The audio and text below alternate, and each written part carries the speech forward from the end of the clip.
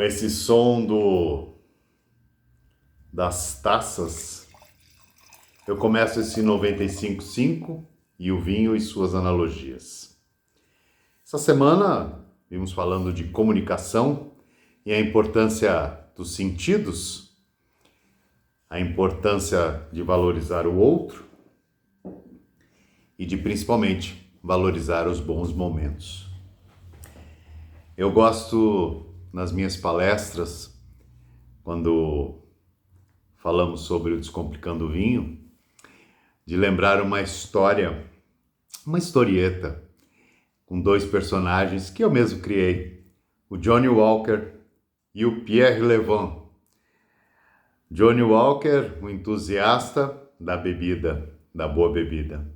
Pierre Levin, com certeza, um entusiasta dos vinhos, um autêntico enófilo, daqueles de carteirinha. Num belo dia, estavam ali no pub tradicional, onde eles se encontravam todos os finais de tarde, no famoso happy hour. E aí, Johnny Walker coloca ali uma dúvida na cabeça do amigo francês. E aí ele diz, sorrateiramente, que o vinho não era uma bebida perfeita. Pierre Levin ficou atônito. Como assim? Por que não? E ele diz, bom, o vinho nós podemos olhar, nós podemos cheirar, nós podemos degustar e, evidentemente, podemos tocar. Mas não é uma bebida perfeita porque não agrega os 5 sentidos. Naquela noite, Pierre quase não dormiu. Foi quase como uma facada do amigo, onde já se viu o vinho não ser uma bebida perfeita. E aí, ele passa o tempo todo pensando naquilo, até que momentos antes do encontro com um amigo, ele tem lá um insight, tem lá uma iluminação. E quando ele chega no bar, esbaforido, e olha para o amigo e diz o seguinte: hoje você bebe por minha conta, porque eu vou lhe provar que o vinho, sim, é uma bebida perfeita. E aí ele pede 2 taças ao garçom e diz, de fato, como você me disse ontem, eu posso olhar, posso cheirar, posso degustar. Esse vinho tá uma delícia. E posso tocar. E aí, o nobre amigo inglês diz, mas falta um sentido. E ele levanta a taça, dá para o amigo e diz, brinde comigo. Toast. Cheers.